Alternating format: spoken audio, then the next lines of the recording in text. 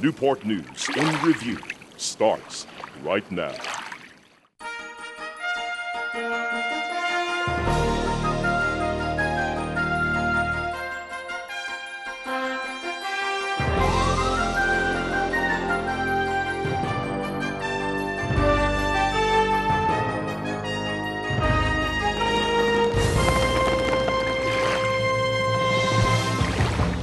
Hello, I'm Aaron Pritchett, and welcome to this edition of Newport News in Review for the month of February 2011, a month that tends to go by rather quickly, but a month of extreme importance as we take time to learn from the past so we can set our eyes to the future with the celebration of Black History Month. And with so many contributions of African Americans throughout the country, and especially right here in the city of Newport News, there's plenty to celebrate. From Pearl Bailey, James A. Fields, and the First Lady of Song, Ella Fitzgerald. And this month we bring the show to you from the Newsome House Museum and Cultural Center as it celebrates its 20th anniversary as a fine museum here in this city. And it's located along 28th Street and Oak Avenue in the Southeast Community of Newport News. To some, it's just a house, but to others, it's a place that has come to represent hope, determination, and a proud part of the history of the East End of Newport News. But beyond the physical appearance of this 1899 2.5-story Queen Anne-style home is the man for whom the house is named, a man who came from nothing and truly made his life into something.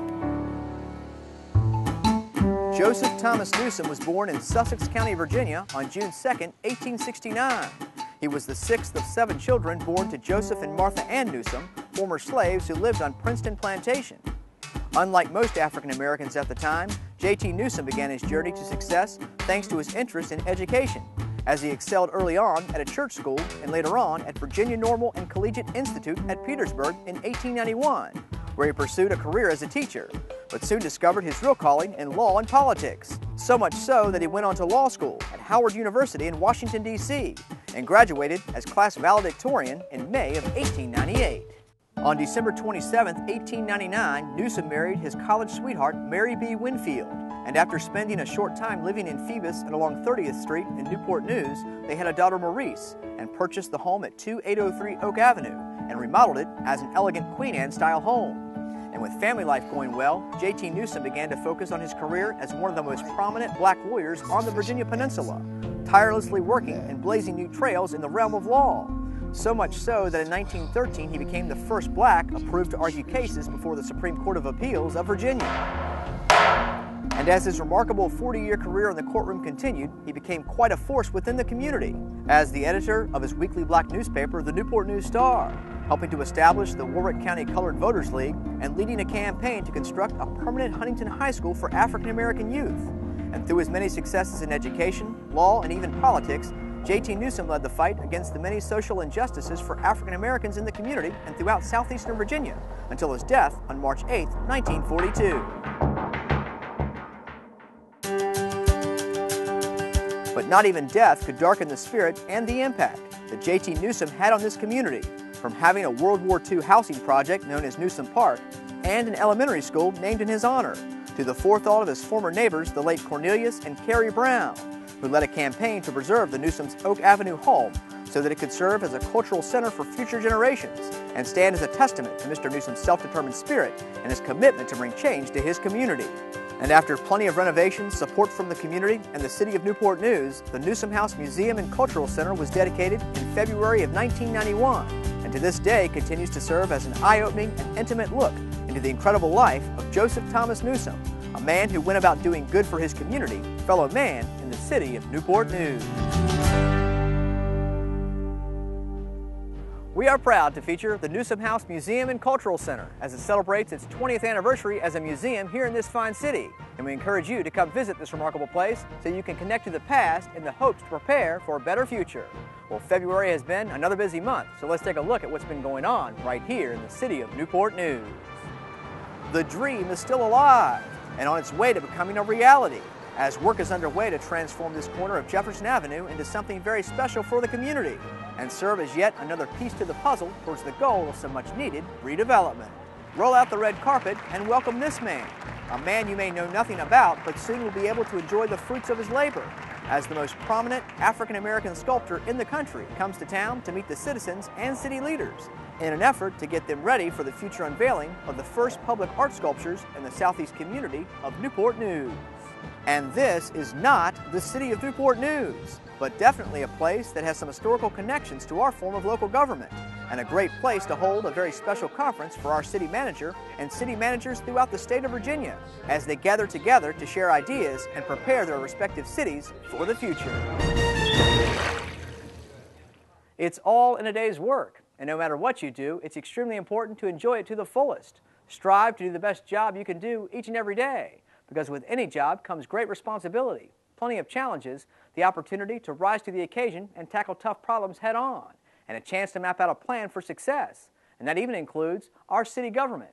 And in an effort to continue to move our city forward, Newport News City Manager Neil Morgan recently traveled to Staunton, Virginia for the Virginia Local Government Management Association Conference for a unique opportunity to gather together with other city managers from across the state of Virginia to learn, listen, share ideas, and continue to focus on leading local government into the right direction for the future.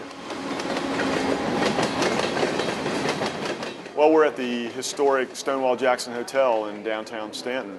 It's a beautiful old hotel that the city of Staunton renovated a few years ago with a private partner. And what better setting than the city of Staunton, because the city of Staunton is where the city manager form of government was first deployed back during the progressive era early in the 20th century.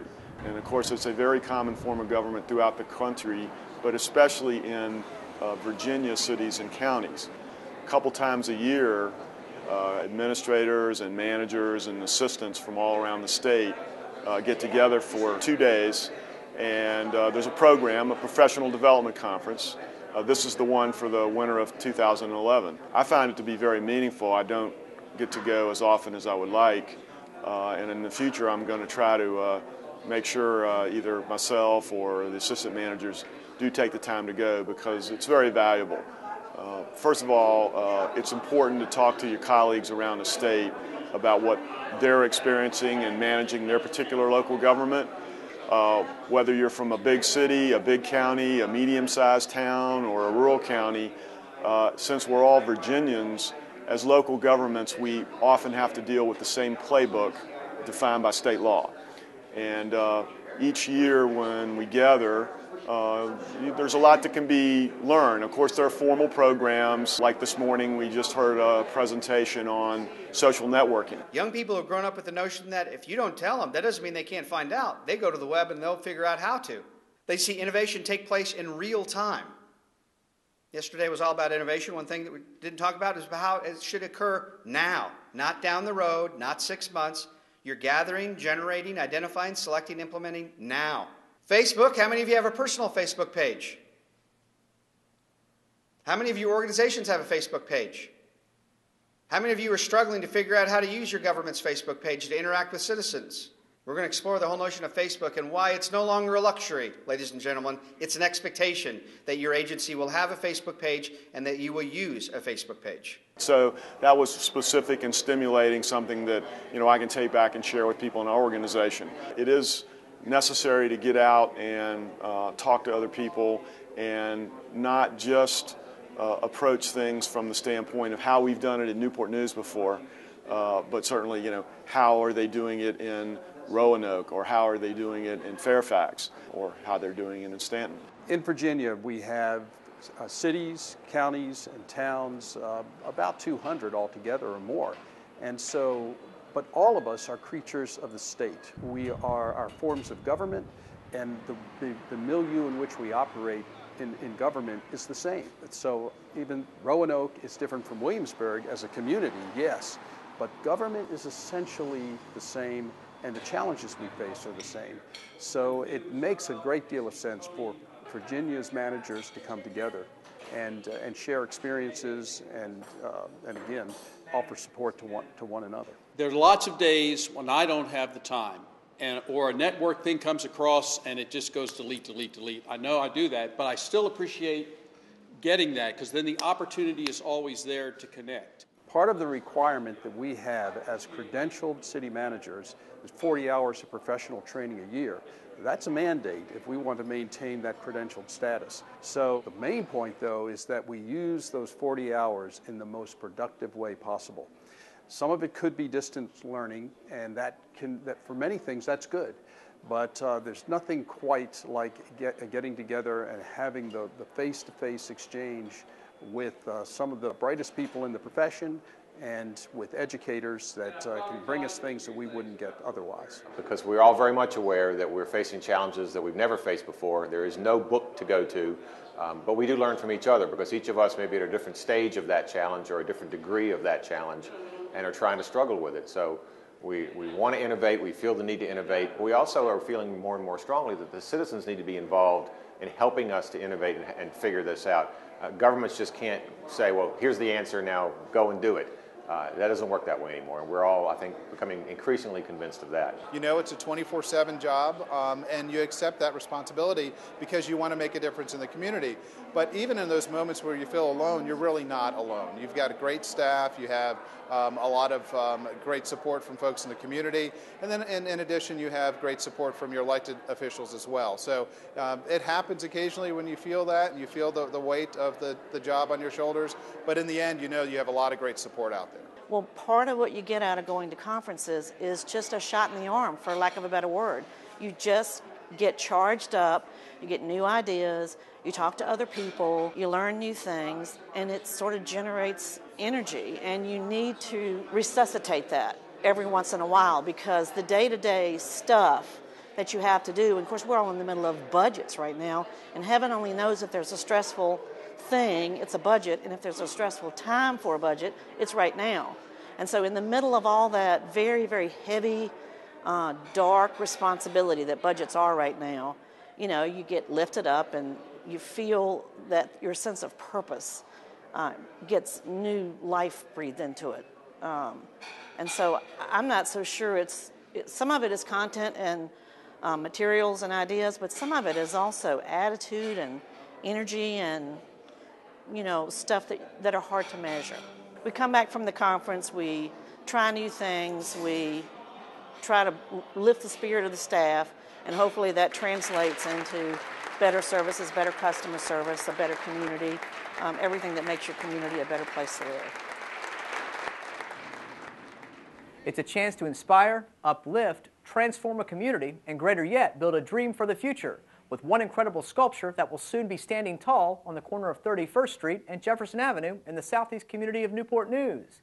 But behind every piece of art is its creator, and in this case, a pretty remarkable one, as Richard Hunt, the most prominent African-American sculptor in America, recently came to town for a chance to introduce himself and showcase his incredible works of art with a brief stop at Heritage High School to talk one-on-one with aspiring art students. I'm pleased to be here and glad to see all of you here and to talk a little bit about my work. And I'm happy, of course, that later in the spring there'll be a work of mine for you to look at down on Jefferson as part of a new redevelopment effort taking place there. So I'm showing here a series of images of a variety of pieces I've done around the country. This is a piece which is in St. Joseph, Michigan, where the St. Joseph River runs into Lake Michigan, titled "And You Seas," and it's a piece that's about waves and water and birds and fish, abstractly rendered.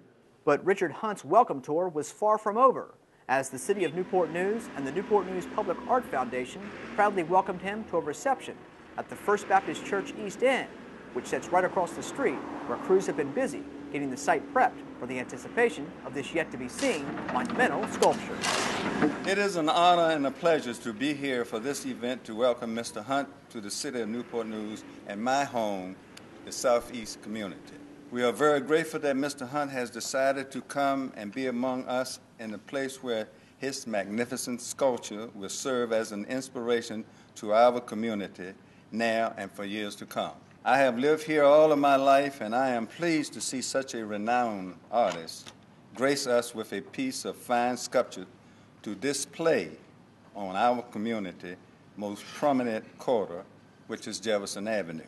And we know that people will come from across the nation to see his work here. And it really lets the citizens know that great things are happening in our city of Newport News. He was the youngest artist to exhibit in 1962 in Seattle's World's Fair. Mr. Hunt has completed more sculptures than any artist in the country. We are so extremely pleased and excited about the fact that Richard Hunt is going to have a piece here in Newport News. I mean, he is one of the most prolific, one of the most famous artists in the country, and to have that piece here as a cornerstone of the revitalization of the Jefferson Avenue corridor, I think is not only extremely lucky, but we are fortunate that people have had the foresight to be able to see this as something that's going to be extremely important to this community. You know, the architects and the planners can see in the future, but the everyday person wants to see structures. They want to see concrete being torn up and things happening and buildings going up. And I think this is just a great start for that process. This is our 14th permanent monumental sculpture that we brought to the city of Newport News, and by far the most important. Richard Hunt is arguably the most famous sculptor in the United States today, and to have a piece of his work in the city of Newport News as part of the Public Art Foundation's collection, well, it was really extraordinary, something that we really didn't know if we could make happen or not. This is not just bringing a piece of abstract metal to the city of Newport News. This is about bringing a piece of art and an artist to the community. And as what has happened today, we've introduced Richard Hunt into the community. Yesterday he was in Heritage High School talking to students. When he comes back in April for the unveiling, we'll have him back in our school system again, together with meeting with folks in the neighborhood. It makes a piece of art come to life. It really makes you look at the piece of art very differently. When you've met the artist, you've listened to the artist talk about his work, it really brings it alive, and it makes it something very much more than just a piece of art. It's a great pleasure to be back in Newport News and to have met recently your mayor, and of course in the audience the former mayor who we started this project with, and so many others that I've come to know. This has been something that has gone on for a while and started out actually because there were relationships I had with people who are players in this particular project, Chuck Allen and then John Hightower, who I met in the 70s when he was director of the Museum of Modern Art. You know, then Bobby Freeman became a friend, Jeff Stodgill. So, you know, this is just an expansion of it. It's sort of making the circle of friends wider coming to an event like this. And of the many sculptures that I've done, there's a whole range from rather impersonal ones to very personal interactions. Now, Mr. Hunt's art will be a clear and visible symbol of the transformation that will not only inspire us, but to continue to unite us. His sculpture will be a touchstone, a catalyst for all the great things that are happening here in the Southeast community, and for all the great things yet to come. And Mr. Hunt, I want to especially thank you for coming to Newport News. We are just so happy for the citizens of Newport News for what you're going to bring here to this city. Thank you so much. Please enjoy the reception. Dreams are what drive us, the simple little thoughts that can at times be the fire inside of us, that serve as constant reminders of what is possible. But they remain dreams and only dreams if they're not acted upon with everything you've got, no matter how long it takes and what may in fact stand in your way. And for the last several years, the Martin Luther King Jr Plaza at the corner of 25th Street and Jefferson Avenue appeared to be only a dream. But that is no longer the case, as the earth has been moved and the foundation is being set into place for quite a monumental message that will help inspire a community and turn their dreams into reality. This has been a long time coming. This is the beginning. 25th and Jefferson, we're marking as a gateway into the Southeast community, and we're doing further redevelopment along Jefferson Avenue, and this will be the entrance to this community and the start of a rebirth of this area. This was a vision from a comprehensive plan.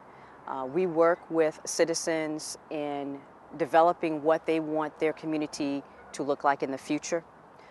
So we sit with them, we sit with consultants that we hire, and we come up with these visions. And actually the implementation of a lot of these plans is carried through our engineering department and Parks and Rec and various departments. But we actually come up with the vision of what the citizens want their community to look like in the future. The actual project probably started in 2003 with a committee to come up with redesigning this area and honoring Dr. King. It's a bas relief, and the bas relief is a wall with sculptured figures appearing to be walking out of the wall, and that will be in the rear of the park. We had a lot of community support in doing this project, and we in the city are very excited about the completion of this project.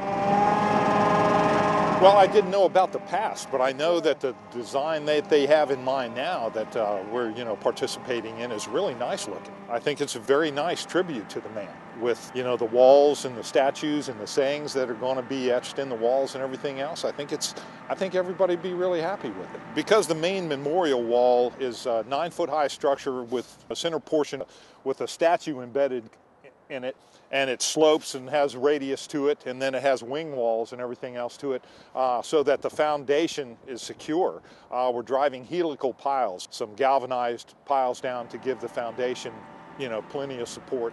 And like I said, the early stages, it just looks like we're making mud and switching dirt from one side of the site to the other. And it's somewhat complicated because the site is kind of small, but starts off slow. It's a slow curve, and then really flies. So I'm anticipating that probably in the next month there'll be just tons of visual, advancement in the course of the project.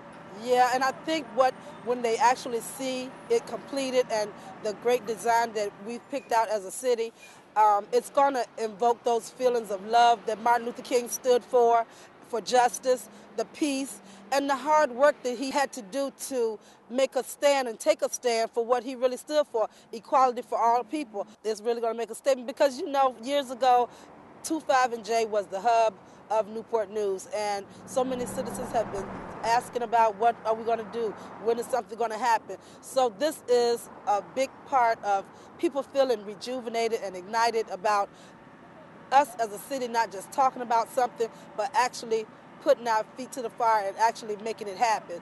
So they feel really good about that. I really hope it's going to bring more development in the area from people who we never imagined who wanted to invest in our area. They may take a second look at us and want to bring retail because, of course, retail and, of course, any other businesses, because as we get more business, that creates more jobs. Creating more jobs creates better citizens, and it improves the overall quality of life here in our city of Newport News.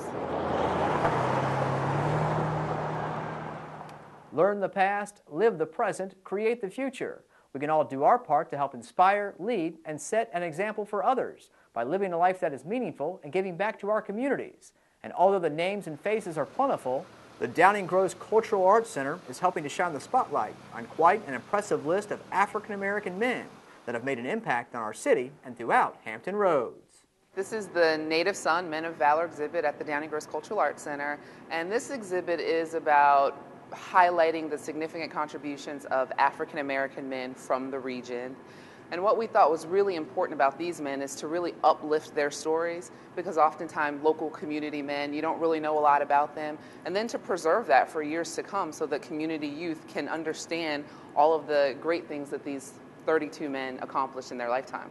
We wanted to make sure we had a cross-representation of men, so we have pastors, we have politicians, we have educators, we have journalists, because from the historical perspective, great people do a number of different things, and so oftentimes in the media you only hear about those that are at the top, so we wanted to make sure that we had a cross-representation from this community.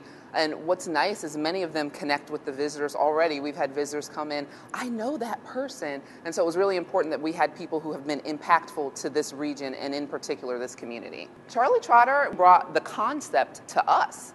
And I'm kind of a nuts and bolts person, so I thought, great, wonderful, we'll have an exhibit, it'll be great for Black History Month, but the part that I initially missed was just kind of the richness and power that you see in this exhibit. So Charlie brought this exhibit to us, and we're just thankful that he wanted to kind of launch his first exhibit in Anderson Johnson Gallery at the Downing Gross Cultural Arts Center. I was inspired because there are a lot of African Americans who are hometown I call them local heroes, people who have done accomplishments just as good as Martin Luther King or W. Du Bois, and I felt that those men need to be recognized as well. Well, it was pretty difficult because for each man we took approximately about 25 shots and different poses, different lighting techniques to kind of capture the essence that made them stand out to represent the contributions that they made.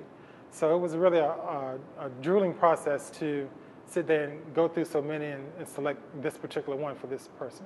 Well, this is my first major exhibit, but this is also the beginning of this series. We're planning to take this on to Portsmouth, Norfolk, and a few other cities in the 7 cities, and then also hopefully take it out beyond the 7 cities into Virginia, into the U.S., because there are a lot of Native sons who are significant contributions. It really is, and one of the significant parts about having this event during Black History Month, again, we're always talking about history, and sometimes that gets lost. So this is really a new message, a new story about a group of 32 citizens of this region whose story may have gone untold had this exhibit not been in existence. The exhibit is going to be on display in the Anderson Johnson Gallery the entire month of February and the entire month of March. The exhibit price is $5 for an adult and $3 for children 12 and under. And with the admission into the exhibit, each patron will receive a catalog that has a bio of each man and their actual portrait that's on exhibit here. So we are open, we're here, and we encourage all of the community and all of the city to come and visit the Native sons of this Hampton Roads region. It's a cultural destination offering an inside look at the past, and in particular, a man by the name of Joseph Thomas Newsome, who truly made a difference in this community and throughout the state of Virginia. And as the Newsome House Museum and Cultural Center celebrates its 20th anniversary as a museum here in this city, it also serves as a unique venue for some one-of-a-kind art that it displays throughout the year, proudly featuring some of the best homegrown artists around. We have a new exhibit here at the Newsome House Museum, and it's entitled Two East End Artists, and it includes artwork by 2 young men, I call them young, who grew up here in the East End. And their work is very different, but it's also very exciting to see up on the walls here at the Newsome House. We are featuring the art of Dr. Jerome Johnson and also George Gary. Dr. Jerome Johnson's work features a lot of painted pieces and African images and fabrics and things of that sort, and it's more contemporary kind of art. And George Gary's work is very unique. It's done with a black ballpoint pen, 45-cent ballpoint pen, and he's able to get these wonderful portraits done with beautiful shadings and very detailed work. So we're very excited about having this exhibit here. We're not an art gallery per se, but we like to showcase art, especially of people who are from this community. So I'm very fortunate to be able to find a lot of people in this community who are very talented. And so this house lends itself to being able to put up exhibits of a great caliber. That's my medium of my choice because nobody else does it. And I like the unique reactions I get. You know, people say, "You did that with a ballpoint pen." When I hear that, I know they're really appreciating what they're seeing. So, and it inspires me. I try to impress upon the young people that I've taught or whatever that I do this with a ballpoint pen. You know, you don't have to have a $100 pair of sneakers or the $200 jeans or whatever to be somebody. You know, you be resourceful. Use what you have. I'll sketch and I'll go home. I'll go down to the park. And a lot of times students will see me in the Pearl Bailey Library drawing, whatever. And myself and Jerome Johnson, we've been collaborating, doing a lot of projects together. And I'm inspired. He inspires me, you know, because he does a lot more work than I do. But I'm inspired by the Newsome House itself, you know, and it's a great place. I'm honored to be here, you know. Just for me, it's a very prestigious place. And to be here, it's a great honor. And people enjoying my work and Jerome's work.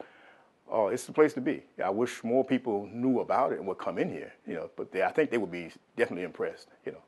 And like I say, I'm very, very honored to be here. The Newsome House is now celebrating its 20th anniversary this year. 2011 is its 20th anniversary. Very excited about that. And we're also very happy that we're still here. A lot of African American historic sites don't make it to be 20 years old. It's wonderful to be able to continue on telling people about Mr. Newsome's legacy and what this house actually stands for in the community. I invite you to come to the Newsome House this year as we celebrate our 20th anniversary, not just during Black History Month, but all year long. We're open and we're here. We have wonderful exhibits. We have wonderful programs. You can find out information about us on the website, and we're also on Facebook now. So we're very accessible and excited about having you come visit the Newsome House Museum. Well, that's about all the time we have for you this month. We hope you've enjoyed this edition of Newport News in Review, as we've helped to celebrate Black History Month with the 20th anniversary of the Newsome House Museum and Cultural Center. And as always, on behalf of everyone here at Newport News TV, whether you're watching us on TV or online at nngov.com, Facebook, or YouTube, thanks for watching. And we'll see you here real soon for the March edition of Newport News in Review right here on Newport News Television.